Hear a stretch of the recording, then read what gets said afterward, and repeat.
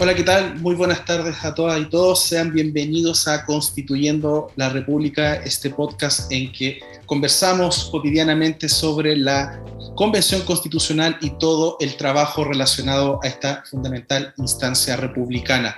En el día de hoy contamos con un gran invitado que nos acompañará para discutir quizá uno de los temas más importantes de la Convención Constitucional, que es el régimen o el sistema político, y para eso contamos al día de hoy con el profesor Javier Zajuria, politólogo, profesor de la Queen Mary University of London en Inglaterra, director de Espacio Público y adicionalmente presidente de la Asociación Chilena de Ciencia Política. Javier, ¿cómo te encuentras el día de hoy? Y primero que todo, muchísimas gracias por acompañarnos en Constituyendo la República. No, muchas gracias a ustedes, Sebastián, Susana, Alfonso, por la invitación, y muy contento de poder conversar sobre temas constitucionales que están tan de moda, pareciera que son lo que está hoy día de moda en distintos lados. Así es, muchísimas gracias, Javier, por aceptar esta invitación. Quiero dar la palabra a Susana también, a Susana Riquelme, profesora de la Universidad del Biobío, para que nos cuente y nos salude también. Susana. Hola, ¿cómo están Sebastián, Alfonso y especialmente hola Javier? Gracias por aceptar la invitación y estar acá con nosotros. Estoy súper bien, contenta de poder grabar un nuevo capítulo con ustedes y conversar de este tema tan interesante con Javier y nosotros. Gracias, Susana. Ahora quiero dejar la palabra a Alfonso Enríquez, profesor de la Universidad de Concepción, para que nos salude. Alfonso, gusto verte. Hola, ¿cómo están? Sebastián, Susana, Javier, muchas gracias por aceptar nuestra invitación. Estoy bien, estoy expectante por lo que va a pasar el fin de semana, como todos lo estamos, yo creo, y con muchas ganas de conversar también con Javier acerca de un tema que va a ser central para el debate de la nueva Carta Fundamental. Gracias, Alfonso. Y bueno, mi nombre es Sebastián Salazar, soy profesor de la Universidad de O'Higgins y también de la Universidad Alberto Hurtado, así que agradecerles desde ya a todos quienes nos ven desde las redes sociales de Radio Universidad Biobío, saludarlos cordialmente y para que discutamos sobre este capítulo previo a las elecciones presidenciales. Y qué mejor que hablar con un experto en la materia, con Javier, sobre el sistema político y todo lo que se está pensando y reflexionando en la comisión ad hoc en la Convención Constitucional. Y Javier, yo quiero aprovechar de comenzar a disparar con preguntas, y quisiera hacerte la primera pregunta. ¿Cuáles son tus impresiones respecto a las primeras aproximaciones que ha tenido la Comisión de Sistema Político sobre cuál es el régimen que se quiere implementar? Hemos visto conversaciones, hemos visto debates entre los diversos convencionales y parece que hay una opción que está siendo mayoritaria, que vendría a ser un presidencialismo atenuado, equilibrado o reformado. ¿Cuáles son tus impresiones, tus reflexiones sobre la materia? Bueno, efectivamente, a mí me tocó ir a presentar, de hecho, creo que fue a principios de diciembre a la comisión, en particular una propuesta de sistema electoral que habíamos preparado junto a otros colegas, Julieta Suárez, Verónica Andurraga, Gabriel Ortiz, bajo el paraguas de Espacio Público, así que fuimos a presentar esa propuesta. Mi impresión de esa conversación, y de hecho el día siguiente ellos tuvieron un debate muy importante en que fueron como revelando posiciones, que yo creo que es un ejercicio bien útil para poder ir avanzando en el proceso. De hecho, a partir de esa discusión se han generado cartas y otro tipo de declaraciones entre los convencionales y las convencionales de la comisión. Mi impresión es que efectivamente en términos de régimen político pareciera haber, al menos el 2 de diciembre, veamos si 2 semanas después eso sigue así, una especie no idea de consenso, pero hay una posición mayoritaria en torno a esta idea del presidencialismo atenuado. Que no está muy claro qué significa el presidencialismo atenuado. Hay como algunas ideas de que, por ejemplo, las elecciones parlamentarias coincidan con la segunda vuelta, de forma que las coaliciones en el Congreso se formen sabiendo quién va a gobernar. Hay otras ideas respecto a la creación de un rol de un primer ministro, de vicepresidencias, y que esas vicepresidencias sean paritarias, incluso se ha hablado, pero sin mucha claridad de cuál es el rol de esa vicepresidencia en el contexto de un país presidencialista. Hay, por otro lado, en la derecha hay todavía muchos quienes quieren mantener un presidencialismo al estilo actual, quizás con cambios menores, pero un presidencialismo fuerte.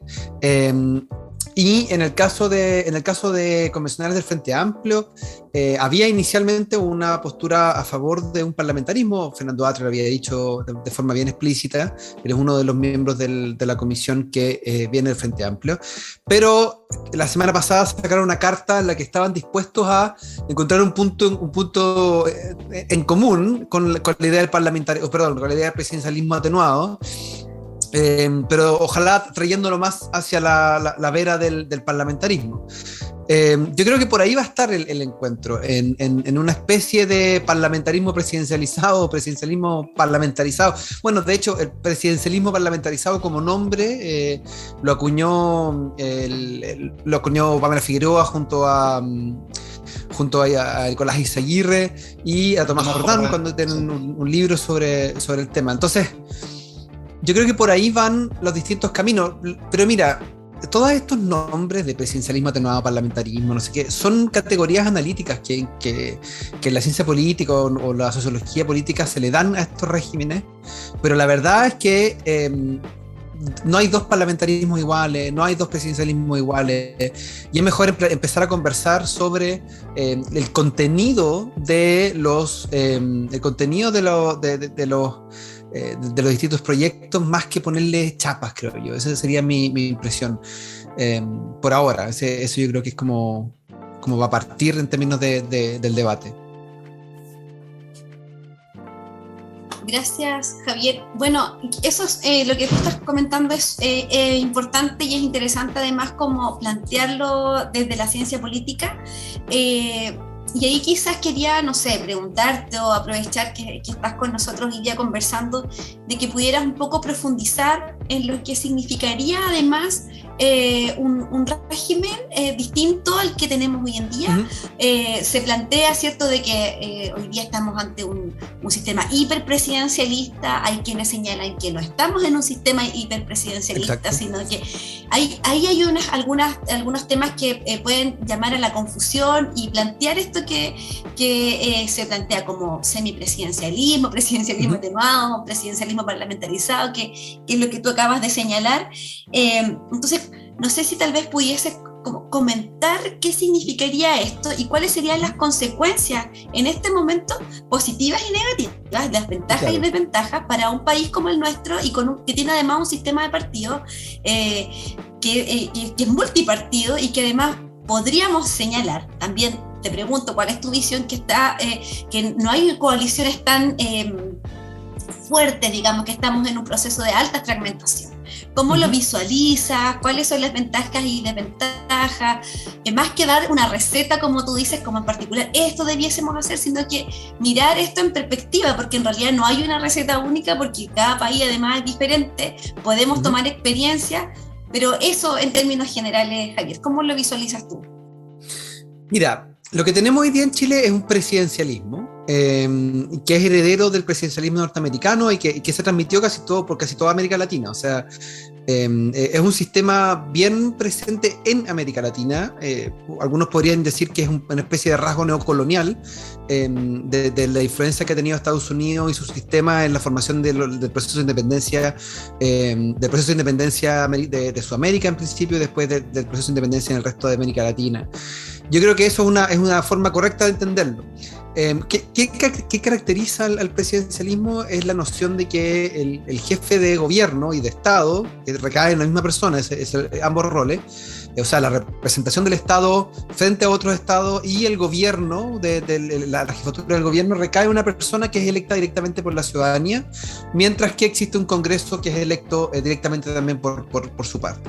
Esa es un poco la forma más fácil y didáctica de entender lo que es el presidencialismo.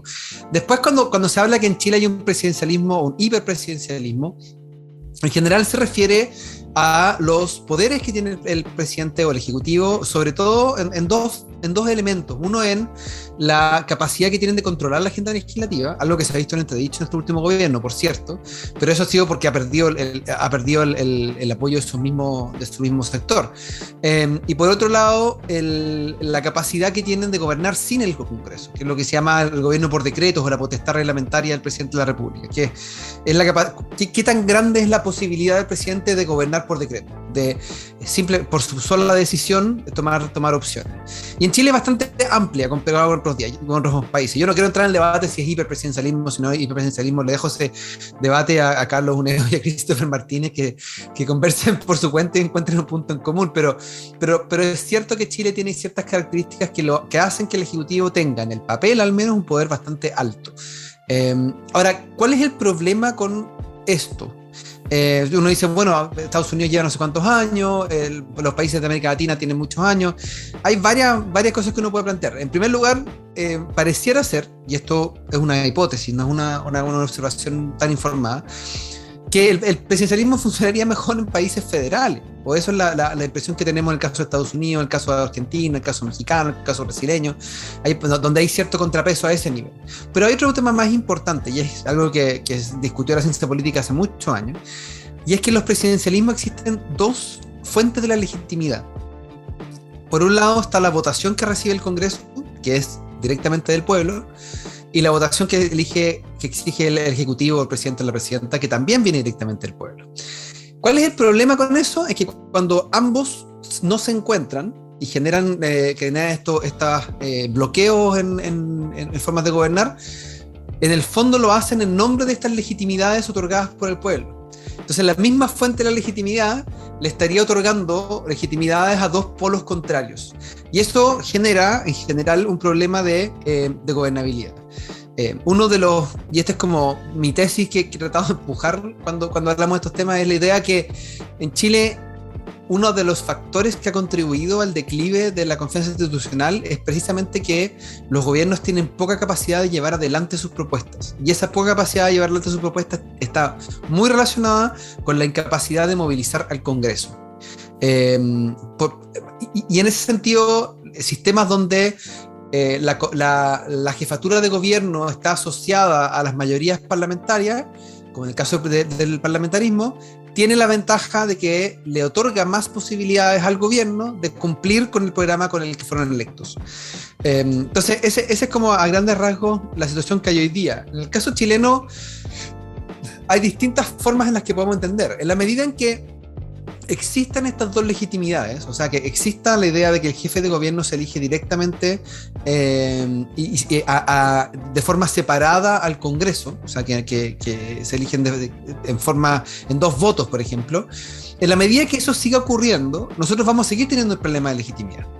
Y vamos a seguir teniendo este problema que puede ser simbólico, en el sentido que ya no, los poderes pueden haber cambiado, la capacidad de la potestad reglamentaria puede estar disminuida, pero igual cuando un presidente se enfrente ante la ciudadanía y les diga, no he podido avanzar en el programa por el que ustedes me eligieron, porque el Congreso, que ustedes también eligieron, está conformado por mayorías distintas.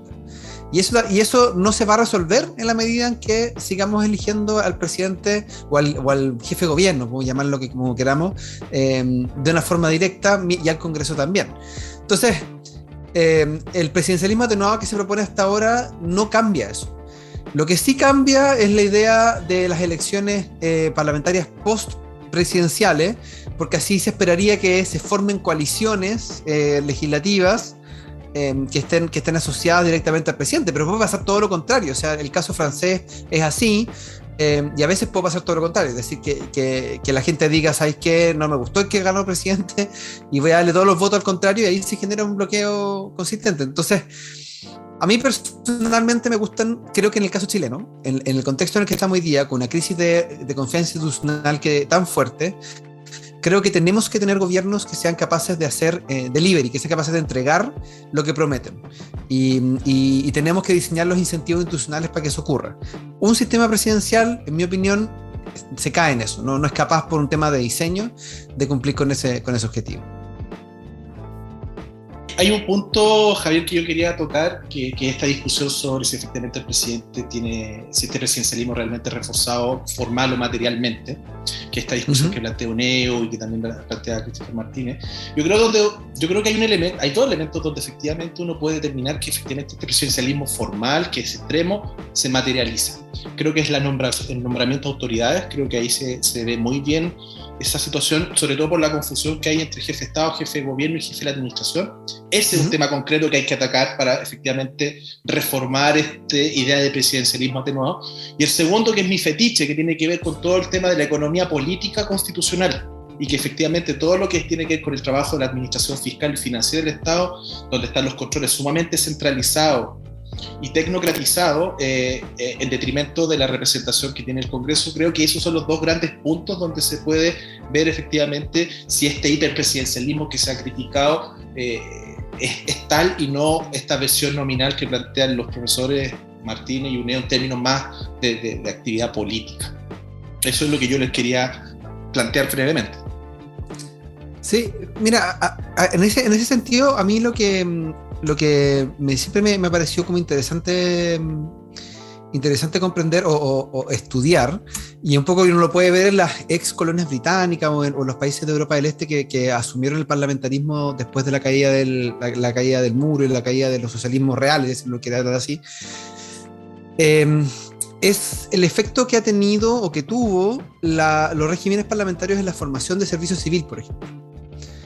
Porque uno de los temas claves para poder tener un gobierno al estilo parlamentario o un gobierno a ver, una de las ventajas del presidencialismo es estos procesos de transición, ¿no es cierto? O sea, nosotros vamos a tener elecciones este domingo, quien sea que gane nos va a asumir hasta casi 3 meses más. Y en ese periodo empieza el proceso de transición, en el que los equipos se juntan. En Estados Unidos está súper institucionalizado, en Chile más o menos institucionalizado, pero hay un proceso de transición. Siempre se quejan de que le dejan los computadores vacíos y todas esas cosas, pero aparte de eso, en general hay un ejercicio. En los gobiernos, y eso también tiene que ver porque hay una capa muy gruesa del aparato estatal que son cargos de confianza. Que son personas que son elegidas por ya sea por los ministros, por el presidente, porque cuentan con la confianza política para estar en esos puestos. En los sistemas parlamentarios, los cambios de gobierno ocurren de un día para otro. O sea, si se pierde la elección un día, el gobierno, si es que sacó mayoría, asume el día siguiente. Y eso requiere que la transición sea muy fácil, y para ello esta capa de gente que ocupa cargos de confianza tiene que ser mucho más pequeña, y tienes que rellenar gran parte de esos espacios con personas que son profesionales del servicio público, personas que están ahí como parte del servicio civil y ocupan ese espacio. Una hipótesis interesante sería ver si es que sistemas más parlamentarizados tienden a generar mayores más profesionalización del servicio público, porque se genera una demanda. O sea, se hace una demanda inducida a que el servicio civil sea más grande y más potente. Yo creo que eso resuelve en cierta forma las preguntas sobre la economía política, de los sistemas. Amén de, vamos a seguir teniendo una Contraloría probablemente, que también es un tema que vale la pena revisar. Vamos a seguir teniendo otros elementos que van a estar constantemente, no sé si entorpeciendo, pero al menos tensionando esta capacidad de gobernar. Javier, algunas consultas que me han surgido a medida que te voy escuchando y que mis colegas te han ido consultando también, te las voy a ir mencionando y tú puedes elegir si las vas contestando en orden o como una respuesta global. Primero, hay un argumento que se suele dar de forma bien común a favor del sistema presidencial y en contra de un sistema parlamentario, que tiene que ver con los factores históricos, culturales, y que se puede expresar en idea que estamos acostumbrados a elegir al presidente o presidenta de la República, algo que sería muy, muy distinto en un sistema parlamentario, y que eso chocaría con nuestra tradición. Y que el costo de adaptarse a ese sistema puede ser más alto que el beneficio eventual que se ha comentado tantas veces. No sé cómo lo ves tú. Mira, ese primer tema. No sé si lo quieres contestar. Sí, démosle al tiro, que se nos van a olvidar los temas. Sí. Cuando me dicen ese argumento, yo automáticamente pregunto ¿a qué se refieren con elegir directamente al presidente? ¿Se refieren con que haya una persona que esté en los debates y que no pueda verlo? eso ocurre en los parlamentarismos. Uno puede ver en los casos alemán, casos británicos, son los líderes de los partidos que compiten para ser primer ministro y primera ministra, los protagonistas de este proceso. Se refiere a que esté el nombre en la papeleta, eso se puede hacer. O sea, tú podrías tener el nombre del candidato a primer ministro de cada lista arriba de la lista, cosa que la gente sepa que al votar por la lista A, B o C está votando también para que esa persona sea primer ministro o primera ministra. Entonces, ¿a qué se refieren con esto de no elegir directamente al presidente o al jefe de gobierno? Esta noción quizás de que el Congreso se va a juntar después y de forma callado van a elegir a un don nadie. No, uno puede establecer reglas, puede decir, mira, solamente las personas que son puestas, o sea, cada lista tiene que decir quién asumiría como primer ministro en caso de obtener la mayoría, y solo las personas que están en esa lista, solo las personas que están nombradas por la lista pueden asumir ese rol. Uno se asegura, sí, que no le van a pasar gato por liebre, que no hay tapados, que no hay salidas distintas. Hay mecanismos en los cuales nosotros podemos resolver. Yo creo que es un tema menor, y sobre todo porque no le veo tanto costo. O sea, al final uno puede buscar mecanismos en los que la gente haga el vínculo directo entre su voto y la persona que va a liderar el gobierno. Eso no es un problema tan grave. Y cuando hablan de los factores culturales, a mí siempre me parece que son explicaciones bien deterministas. A ver, yo soy consciente del rol de las estructuras en todo, en la formación de comportamiento, en las preferencias, etcétera. Pero yo en general, cuando escucho esas explicaciones, siento que le quitan agencia a la gente, que le quitan la capacidad de tomar decisiones por su cuenta. Y además hay un tema de subestimar al votante. Chile hoy día tiene un sistema que es extremadamente complejo. Tú votas por las personas, pero los cupos se distribuyen por listas. Y eso ha generado, yo creo, hoy día en Chile que hay una delegitimación del sistema, porque tenemos las personas que salen con 1% o menos de 1%, y eso no tiene que ver con que el sistema esté equivocado en cómo distribuye los cupos, sino que el problema está en que las personas creen que están votando por una persona, y que al votar por esa persona están ayudando a que esa persona y no el de al lado salga electo. Y eso es mentira. Así no funciona el sistema en Chile. Entonces, ya tenemos un sistema complejo en términos de elección parlamentaria. No sé, me parece que es un poquito de subestimar a los votantes, creer que no van a ser capaces de comprender un sistema en el que todavía pueden votar directamente por quién va a ser jefe de gobierno, simplemente que es una elección en vez de dos. Y junto con eso, Javier, hay otro tema que se ha planteado también y que podría expresarse así. El problema no está tanto en el sistema presidencial, sino considerado en sí mismo, sino que está más bien en la duración del mandato, en las atribuciones del presidente o en otro tipo de cuestiones que tiene que ver con las competencias que tiene, por ejemplo, frente al Congreso.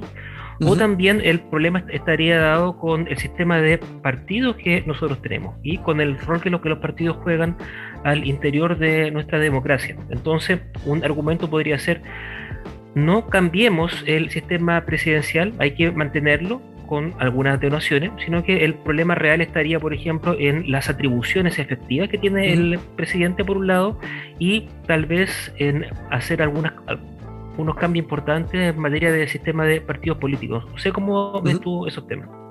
Yo creo que son todos temas relacionados. En el fondo nosotros tendemos a pensar en estas cosas como especie de islotes separados en el que podemos mover una pieza y eso no va a afectar lo otro. Pero una de las cosas que uno estudia cuando estudia partidos políticos es que los partidos políticos son actores estratégicos. Toman decisiones no en el vacío o en el éter, o toman decisiones a partir de las decisiones que ellos ven en los otros actores políticos que están relevantes. Entonces, todos estos cambios, si nosotros hacemos un cambio al sistema electoral, si nosotros hacemos un cambio a las atribuciones, si nosotros hacemos cualquier tipo de cambio, va a afectar el comportamiento de los partidos. Déjame darte un ejemplo. Hay un trabajo que hizo una colega, muy amiga mía, Sofía Coliñón, que fue publicado en West European Politics hace 4 o 5 años más, que es un trabajo bien interesante, en que ella lo que hace es habla de cuáles son los factores que hacen que un partido busque descentralizar. O sea, que un partido político esté a favor de la descentralización. Y ella encontró, y hablaba de partidos nacionales y partidos regionales, porque hablaba de democracias en lo que existen estas lógicas o países que son federales. El gran hallazgo que ella tiene es que la disposición de un partido, particularmente un partido de gobierno, de descentralizar, crece en la medida en que ven amenazado su continuidad en el gobierno. O sea, cuando yo creo que voy a perder el gobierno central, hay una noción de ir a refugiarse en los espacios regionales, y a la vez de no otorgarle tanto poder al que venga después como el que tuve yo. Entonces la forma de hacer esto es descentralizar, o sea, es cambiar las atribuciones del Ejecutivo Central hacia las regiones, porque uno, con la esperanza de que uno pueda mantener cierto nivel de poder a nivel subnacional, y por otro lado, para que el que llegue después de mí, que no es de mi propio lado, no tenga los mismos poderes que tuve yo en el mandato. Entonces, eso te demuestra que los partidos políticos, incluso en temas que son, uno podría llamar de principio, operan en base a los incentivos que tienen y el comportamiento que tienen sus contrapartes. Entonces, yo creo que es importante también entender, por eso yo creo que todos estos temas van en conjunto, tanto el sistema electoral, el régimen de gobierno, el sistema de partidos políticos. Por ejemplo, en la propuesta que nosotros hicimos junto a Espacio Público, hablamos de un sistema mixto, muy parecido al sistema escocés, al sistema neozelandés o al alemán, en que hay un número de escaños que se eligen por distritos uninominales, o sea, una persona por distrito, y un grupo de escaños que se eligen por macrodistritos plurinacionales. Una de las claves que nosotros establecimos en este proceso, o más bien de las expectativas que teníamos de esta propuesta, es que es tener listas cerradas, o sea, que la gente en estos distritos plurinacionales no vota por la persona, vota por el partido o por la lista que se presenta. ¿Qué esperamos nosotros que ocurra con eso? Que se genere un incentivo estructural para fortalecer a los partidos políticos. Porque hoy día uno de los problemas que tiene el sistema de partidos chileno es que es muy dependiente de las individualidades y del voto personal que tienen ciertos candidatos o candidatas. Entonces, cuando alguien está en el poder, tiene mucho control sobre el partido. Cuando un parlamentario tiene mucho poder sobre su propio partido, al menos a nivel local. Si eso lo trasladamos, sacamos a la persona de la ecuación y lo hacemos a nivel de lista cerrada, es decir, que la gente no vota directamente por un candidato, fortalecemos al partido como institución versus el voto local. Pero eso es una hipótesis, ojalá funcionara, pero ese es el argumento que nosotros tratamos de plantear. Por eso yo creo que todas estas reformas tienen efectos, o ya sea externalidades o efectos deseados en los otros elementos del sistema, y por lo tanto posiciones como las que se encuentra hoy día la convención son ideales, porque es muy difícil encontrarse en una situación en la que uno puede considerar todos esos elementos al mismo tiempo. Estamos en Constituyendo la República, este podcast que tenemos para conversar sobre los antecedentes y sobre todas las cosas que están pasando en la Convención Constitucional, aquí a través de Radio Universidad del Biobío. Agradecerle nuevamente a Javier, quien ha venido a ilustrarnos sobre el régimen político. Susana, tú tienes algunas preguntas también. Sí, bueno, varias. Podríamos conversar harto rato sobre esto porque es súper interesante y además voy a tomarme de lo último que has planteado, también un poco en línea de lo que te preguntaba Alfonso. Hoy día, bueno, tú mismo escribiste hace poco, ¿cierto?, sobre este avance, este triunfo, entre comillas, ¿cierto?, de una mirada política, ¿cierto?, que se ha posicionado cada vez más a propósito de la desconfianza con los partidos políticos.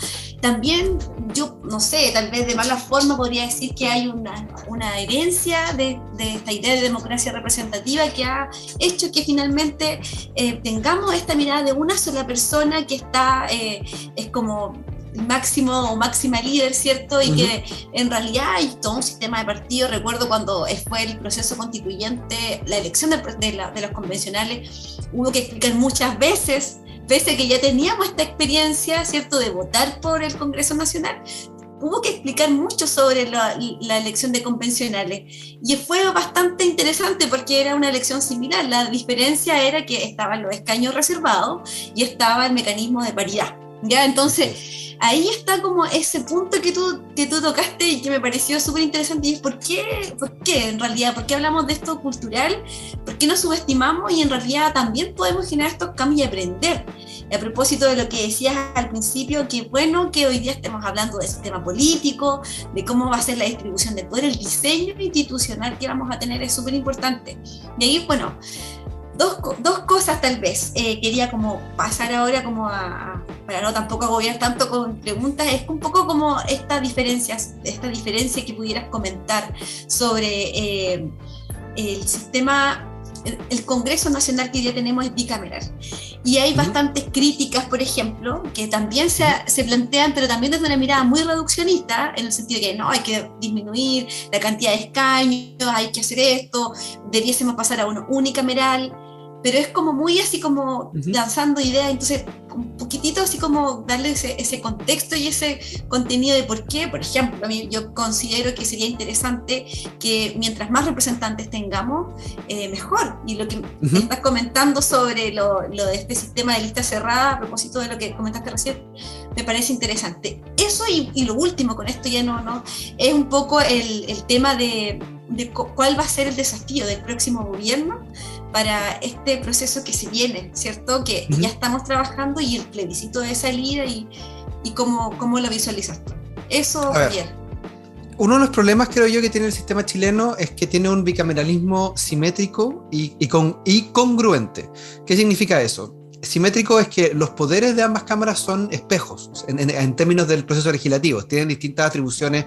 El Senado tiene el nombramiento de ciertas autoridades, la Cámara tiene el rol fiscalizador, pero fuera de esos elementos accesorios, en términos del proceso legislativo, es exactamente lo mismo. Tienen los mismos poderes, al punto que las comisiones mixtas se forman con 5 y 5, o sea, son el mismo número de cada lado.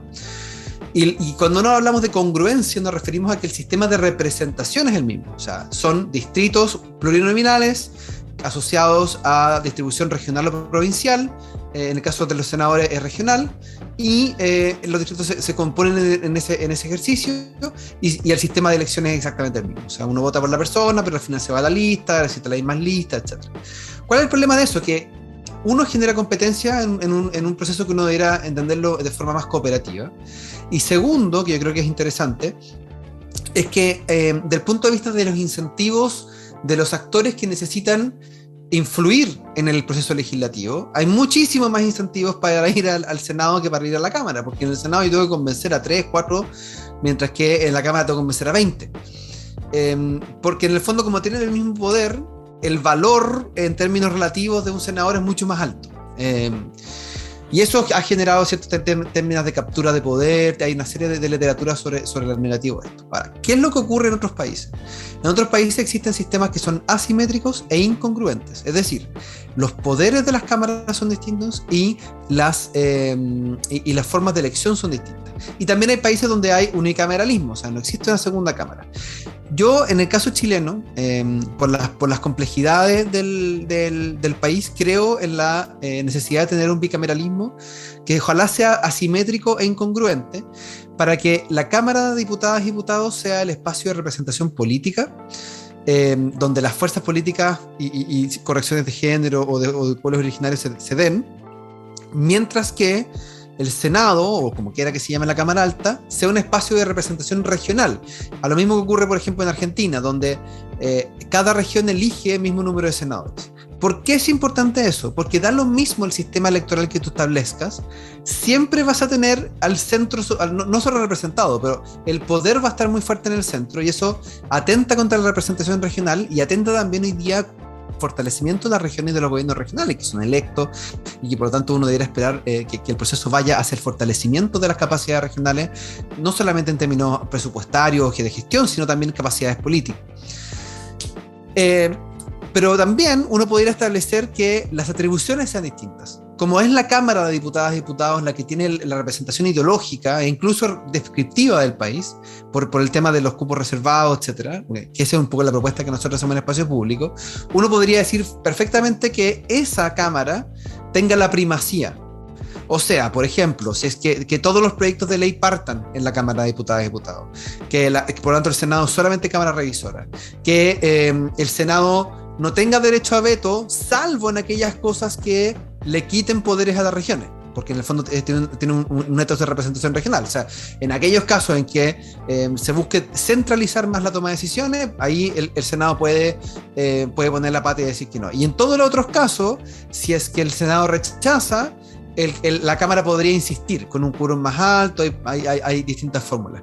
Hay mecanismos. En Inglaterra, por ejemplo, cuando un gobierno se forma, ya sea porque ganó un partido, porque el partido gobierna con minoría o porque hay coalición, y en Alemania pasa bien parecido, en la Cámara Alta no tiene la posibilidad de rechazar proyectos que estén en el plan de gobierno. O sea, se acuerda un plan de gobierno y ese plan de gobierno tiene que pasar por la Cámara, por supuesto, pero la Cámara Alta no puede rechazarlo si es que la Cámara lo aprueba. Porque en el fondo es la promesa con que están gobernando. Así hay mecanismos en los que uno puede diseñar ese tipo de elementos con la idea de mantener un sistema bicameral. Yo creo que en Chile es importante que haya una representación igualitaria en las regiones, porque son unidades políticas, más allá de cuánta gente tienen adentro, son unidades políticas equivalentes, con gobiernos equivalentes, con atribuciones equivalentes, y por lo tanto no tiene sentido que en el órgano de representación política no tengan algún espacio de representación equivalente. Y por eso eso creo que se puede hacer mejor cuando uno tiene dos cámaras. Ahora, ¿cuál es el desafío de respecto al próximo gobierno? Que es la segunda pregunta. Millones, pues el próximo gobierno le va a tocar un Congreso súper dividido, le va a tocar una capacidad súper complicada de manejar la agenda económica, porque hay una crisis económica dando vuelta.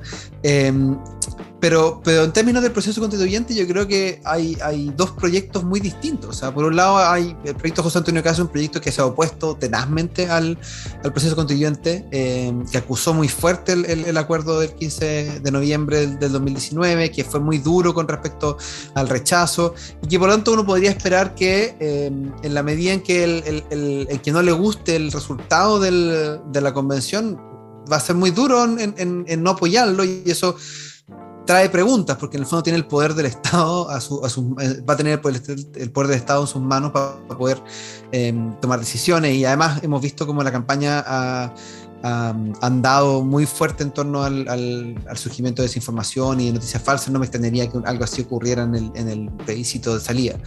En el caso de Gabriel Boric, él ha dicho que él quiere terminar con menos poder del que entra, lo que ojalá significa que está de acuerdo con todas estas propuestas que buscan disminuir el poder del presidente. Pero también hay un compromiso, creo yo, no solamente desde el Frente Amplio o de Pro Dignidad, sino también de los otros socios que se han ido incorporando en el camino después de la segunda vuelta con el proceso constituyente. O sea, si uno mira el trabajo del proceso constituyente, hay un polo muy claro entre la convergencia socialista, entre el Frente Amplio, hay sectores de la derecha, independientes o neutrales, que están bien comprometidos con el proceso. Entonces, yo creo que eso también hay un desafío importante de uno u otro. Me costaría pensar que Gabriel Boric llamara a votar en contra de la nueva constitución, a menos que salga algo muy, muy raro de la convención. Pero por ahora pareciera que no está saliendo nada tan raro. Muchas gracias, Javier, y con esta última reflexión sobre la contingencia política y cómo esta puede afectar o no al proceso constituyente, damos por finalizado el capítulo de hoy día de Constituyendo la República. Agradecerte nuevamente por estar presente. No, es ustedes. Junto a Susana, junto a Alfonso, por haber aceptado esta invitación, y desde ya lo dejamos a todas y a todos invitados para la próxima edición de este programa, de este podcast, que se transmite por las redes sociales de Radio Universidad del Biobío. No solamente tomaré la última reflexión de la importancia de lo que significan las elecciones del próximo domingo desde la perspectiva que nosotros estamos colaborando con ustedes, que es desde la perspectiva del proceso constituyente y la importancia que tiene este proceso para poder canalizar de una otra forma la crisis político-institucional y social que vive el país. Así que desde ya muchísimas gracias a todas y a todos por estar presentes, y nos vemos hasta una próxima ocasión. Chao, chao. Y sigan cuidándose, siempre lo digo, sigan cuidándose de la pandemia, que ahora tenemos otra variante, todas las medidas sanitarias. Abrazo, chao, chao.